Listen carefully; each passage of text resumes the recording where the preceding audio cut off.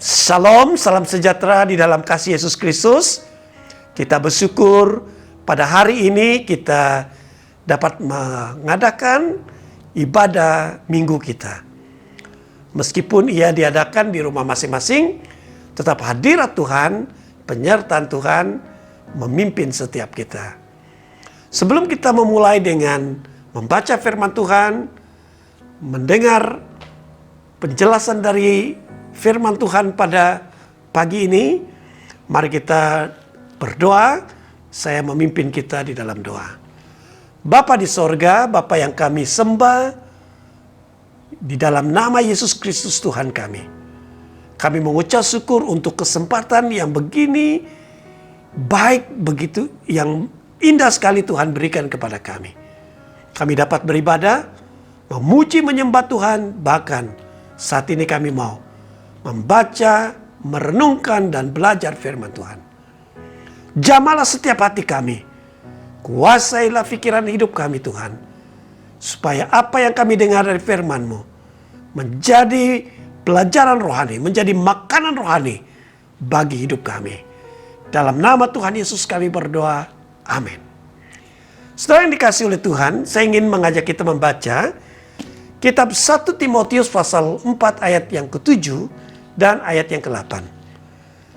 1 Timotius pasal 4 ayat 7 dan 8. Firman Tuhan berkata demikian, tetapi jauhilah tahyul dan dongeng nenek-nenek tua, latihlah dirimu beribadah. Ayat 8, latihan badani terbatas gunanya, tetapi ibadah itu berguna dalam segala hal karena mengandung janji baik untuk hidup ini maupun untuk hidup yang akan datang. Saudaraku yang dikasihi oleh Tuhan, firman Tuhan menasihati kita supaya melatih diri beribadah. 1 Timotius 4 ayat yang ke-7 dikatakan dalam ayat yang terakhir itu, latihlah dirimu beribadah. Latihlah dirimu beribadah, inilah tema firman Tuhan pada hari ini, pada kesempatan kita mengadakan ibadah pada hari ini. Melatih diri beribadah itu suatu komitmen beribadah, disiplin, untuk membangun kebiasaan beribadah. Dan firman Tuhan dalam ayat yang ke-8 berkata bahwa ibadah ini itu memberi banyak manfaat kepada kita. Ia berguna dalam kehidupan setiap orang yang beribadah. Dan apakah manfaat dari beribadah? Dan dalam kesempatan renungan firman Tuhan pada hari ini saya akan menyampaikan tentang 4 kepentingan beribadah. Atau 4 manfaat beribadah. Yang pertama, kita meneruskan warisan rohani. Warisan rohani itu kebiasaan, suatu gaya hidup, teladan atau kesaksian dari tokoh-tokoh rohani, hamba-hamba Tuhan dalam yang tertulis dalam Alkitab. Ataupun umat Tuhan yang tercatat di dalam Alkitab. Saudaraku yang dikasihi oleh Tuhan Yesus Kristus, kalau kita merenungkan atau kembali memperhatikan manusia yang pertama, keluarga yang pertama, yaitu Adam dan Hawa. Kedua anak mereka yang pertama yaitu Kain dan Habel. Seperti yang tercatat di dalam kitab Kejadian pasal yang keempat, mereka dengan sengaja beribadah. Keluarga yang pertama, dalam catatan Alkitab mengenai keluarga dan Adam dan Hawa, anak-anak mereka, ini anak-anak mereka yang pertama itu sengaja beribadah. datang kepada Tuhan, memberi korban persembahan kepada Tuhan. Saudara dikasih oleh Tuhan, kalau kita kembali merenungkan ya kehidupan apa yang dicatatkan mengenai Nabi Nuh. Nabi Nuh juga mendirikan mezbah bagi Tuhan.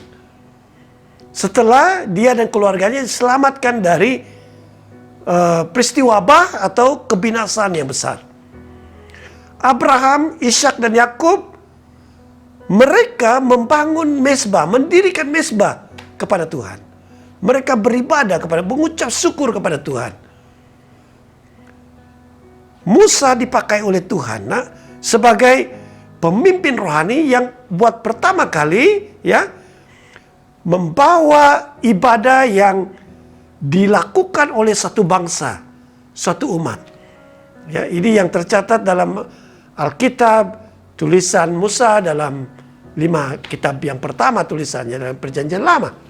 Dan Tuhan memakai dia, Tuhan memanggil dia bagaimana memimpin dan mendirikan ibadah di mana satu bangsa, satu umat menyembah Tuhan. Lalu Daniel, Daud, para nabi dalam Perjanjian Lama, semua mereka ini mengutamakan ibadah. Ya, mereka mementingkan hidup yang beribadah kepada Tuhan, hidup yang saleh di hadapan Tuhan. Yang kedua, manfaat daripada beribadah itu adalah menyenangkan hati Tuhan. Inilah inti dari motif sebuah ibadah. Kita menyenangkan Tuhan. Yang ketiga itu kita menyatakan sikap kita kepada Tuhan. Karena semasa kita beribadah, kita merendahkan diri di hadapan Tuhan. Kita merendahkan diri dan inilah sikap yang kita mau nyatakan kepada Tuhan. Atau kita mengucap syukur kepada Tuhan. Kita menaikkan pujian syukur kita kepada Tuhan. Ucapan-ucapan terima kasih. Kita datang mempersembahkan korban persembahan kita kepada Tuhan. Dan ataupun ada permohonan-permohonan kita kepada Tuhan dan sebagainya semasa ibadah. Jadi dalam ibadah kita menyatakan sikap kita kepada Tuhan. Yang keempat, kita mengalami kehadiran Tuhan atau hadirat Tuhan. Saudaraku yang dikasihi oleh Tuhan, dalam renungan singkat kita pada hari ini, dari nasihat untuk melatih diri beribadah, berkomitmen dan bertekun dalam ibadah, ada 4 manfaat daripada ibadah. Yang pertama, kita meneruskan warisan rohani, teladan hidup, gaya hidup para hamba Tuhan, umat Tuhan yang seperti tercatat dalam Alkitab. Kita menyenangkan hati Tuhan. Yang ketiga, menyatakan ya sikap kita kepada Tuhan. Yang keempat, itu mengalami kehadiran Tuhan. Mengalami kehadiran Tuhan itu sangat suatu berkat dalam ibadah, saudara yang dikasihi oleh Tuhan. Yang pertama, mengalami kemuliaan Tuhan. Ini yang pertama. Inilah pengalaman Musa sewaktu datang kepada Tuhan dalam ibadah pribadinya kepada Tuhan di Gunung Sinai. Dalam Keluaran pasal 4 ayat 15 hingga ayat yang ke-17. Kisah ini menjelaskan tentang pada waktu Musa menghadap Tuhan, datang beribadah kepada Tuhan di Gunung Sinai, kemuliaan Tuhan memenuhinya. Dalam ibadah kita, dimanapun, dalam skala yang kecil, pribadi atau misbah keluarga, atau ibadah dalam skala yang besar, kita mengalami hadirat Tuhan. Satu daripadanya itu kemuliaan Tuhan memenuhi kita. Yang kedua, hikmat Tuhan. Pengalaman dari Daniel dan 3 orang rekan-rekannya seperti tertulis dalam kitab Daniel. Mereka menghadapi kesulitan, mereka menghadapi ancaman, mereka menghadapi berbagai masalah, dan mereka membawa pergumulan, persoalan hidup mereka, ancaman-ancaman yang berat yang mereka hadapi kepada Tuhan dalam ibadah mereka. Pada waktu mereka berdoa, Tuhan memberikan hikmat, Tuhan memberi solusi, Tuhan memberi jalan keluar. Maka saudara yang dikasihi oleh Tuhan, dalam masa kita menghadapi masa yang sulit, dan berbagai kesulitan di masa depan ini, jangan tinggalkan ibadah. Bawa pergumulan kita dalam ibadah kepada Tuhan. Karena dalam ibadah salah satu daripada manfaatnya adalah kita mengalami hadirat Tuhan. Yang pertama tadi, Tuhan, kemuliaan Tuhan dia nyatakan. Yang kedua, Tuhan, khidmat Tuhan dia berikan. Yang ketiga, kuasa Tuhan. Dalam ibadah ada kuasa Tuhan, dinyatakan, dialirkan. Manifestasi kuasa Tuhan terjadi dalam kesaksian dari Paulus dan Silas, ya. Mereka dalam penjara, ya, terbelenggu dalam suasana yang tidak menyenangkan, ya, secara fisikal mereka keletihan, didera, secara emosi mereka tidak tenang, ya, banyak tekanan, tetapi mereka memilih untuk beribadah. Mereka memuji Tuhan meskipun dalam penjara. Ternyata waktu mereka menaikkan pujian, ini kisahnya dalam Kisah Para Rasul pasal 16, ya. Itu dalam ayat yang ke-25, ya. Kisah ini dicatatkan bahwa masa mereka menaikkan pujian, manifestasi kuasa Tuhan dinyatakan, kegoncangan terjadi, dan kuasa Tuhan dinyatakan. Saudara yang kasih oleh Tuhan Yesus Kristus, janganlah memandang remeh, jangan meremehkan manfaat kuasa Tuhan yang dinyatakannya dalam ibadah kita. Yang keempat, itu adalah jamahan Roh Kudus. Dalam catatan Alkitab di Perjanjian Baru, Kisah Para Rasul, di gereja awal, mereka jemaat itu mengalami jamahan Roh Kudus.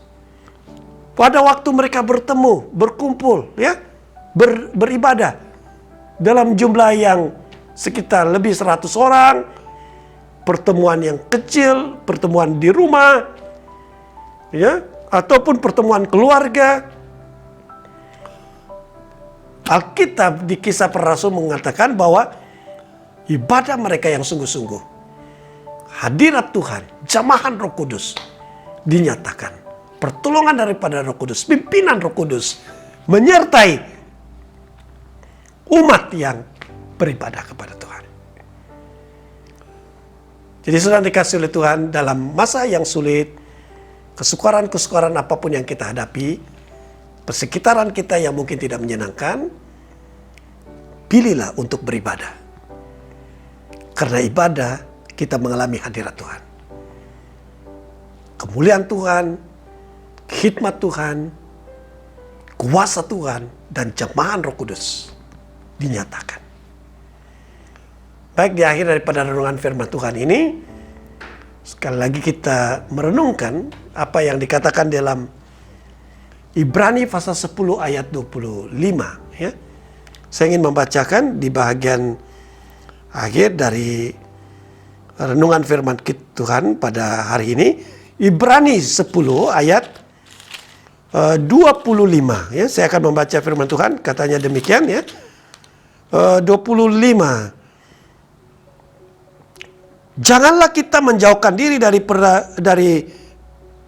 dari pertemuan-pertemuan ibadah kita seperti yang dibiasakan oleh beberapa orang, tetapi marilah kita saling menasihati dan semakin giat melakukannya menjelang hari Tuhan yang mendekat. Ibrani 10 ayat 25 ini menasihatkan kita supaya jangan menjauhkan diri daripada pertemuan-pertemuan ibadah. Dan Alkitab mengatakan supaya kita saling mendorong, saling menasihati, dan semakin giat melakukan ibadah kita menjelang hari Tuhan yang semakin dekat. Tuhan Yesus memberkati. Saya memimpin kita dalam doa. Bapa di sorga, kami mengucap syukur untuk renungan firman Tuhan. Apa yang kami baca dan renungkan dari firman Tuhan, pelajari firman Tuhan hari ini. Nasihat Tuhan supaya firman-Mu, nasihat firman-Mu untuk kami melatih diri beribadah. Berkati jemaat Tuhan yang sudah dengan setia beribadah setiap minggu, yang juga setia membangun mesbah doa pribadi, mesbah keluarga di rumah masing-masing.